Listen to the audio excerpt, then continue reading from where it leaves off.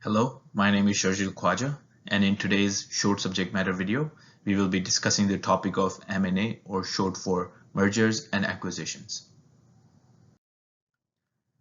So before we discuss how this topic is relevant to IHRM, I think it's important to understand what it is first. So I got this image of Google. I provided the reference for it on the slide below. The reason I picked this image is because I think the image does a good job of defining at a high level what the difference between the two terms are. So in acquisitions, we see that the bigger firm swallows or buys out a smaller firm, and what ends up coming towards the end of the tunnel is the original firm or the buyer being the bigger entity than it was before. In mergers, however, it is usually two same-sized companies that go into a pursuit of equal partnership, and what emerges at the end of the pipeline is either a brand new name firm that did not exist before, or different parties can involved within the mergers can decide, which party can retain the name of the new firm after the merger process is ended. So why is this topic important for IHRM? Well, when cross-border M&A occurs, the IHRM department could be faced with adapting to many different challenges.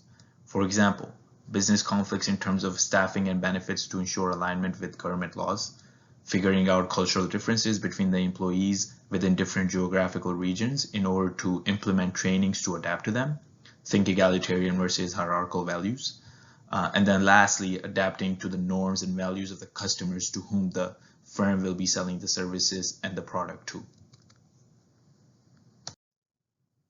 Then finally, we move into how this topic relates to the course material that we just went through this week.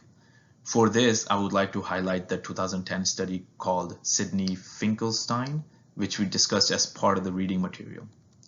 In the study, the participants were selected based on the most recent successful M&A ventures, and they were interviewed to really define the factors that were the most critical in ensuring the success of the venture.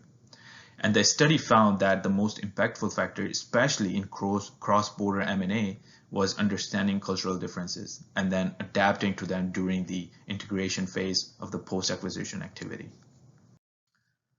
In conclusion, I hope that this presentation brings a better understanding of the topic of M&A to the listeners. Thank you.